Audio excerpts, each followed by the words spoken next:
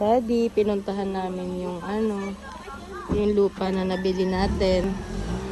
Wala mapapasok yan. Tigil mo lang dyan. Aray, ayan. Ito ang kay Mami Seni.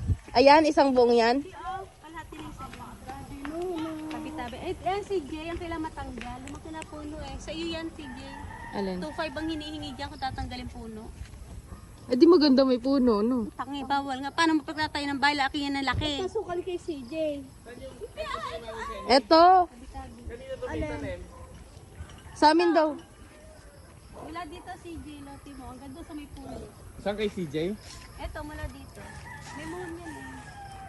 Mula dyan hanggang dyan sa puno malaki. Saan nakaharap? Pag ganun. Ito ang harap. Ah, ito. Tapos to, meron pa may Etong sayo, kanto. Ayun, nakikita mo, yung katapatan niyan, isang lote. O, di ba may awang pag puno? So, Ah. ayun, katalikuran. Pero hindi kay CJ, ito sulutan na kay CJ. Di ba talikuran yan? Kay CJ. Hindi, ito na nga, yung may puno. Ito daw yung sa atin, sakop natin tong puno. Ayan.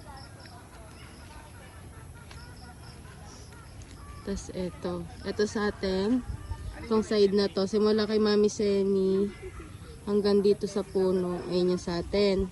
Tapos yung kay Mami Seni dun sa unahan, magkatabi lang tayo. Mura lang, 400 ang hinuhulog ko lagi. Ako, kinuha ko lang hinuhulog. Or tabi-tabi, nuno ka dyan, tabi-tabi. Mas mahal ka dyan, dali. Papakita natin kay Daddy yung nabili nating lote.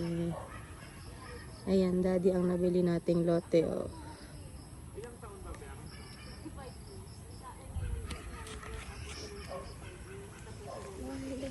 Dati po. Tinaniman nila Mami Seni pala ng gulay. Ang galing naman ng nyo. Ah, dito ang Gulay harap ng niyo. bahay. Ay, ito naman nakatalikuran.